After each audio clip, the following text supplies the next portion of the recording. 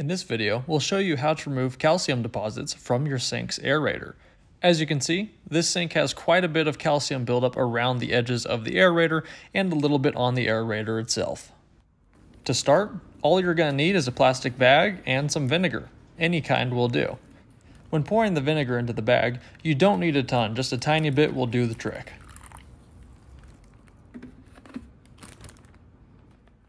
You will then take that bag with the vinegar and place it up onto the faucet's head. You want to make sure that it's fully submerged and that there's no bit of it outside of the vinegar. Then take a rubber band and secure the bag onto the faucet. With the bag now secured, all you have to do is wait. You can wait as long or as little as you'd like. I typically do mine overnight just so it thoroughly cleans and removes all the calcium that is on there. Here we are removing the bag the next morning, and as we're going to see, it cleaned the aerator pretty well.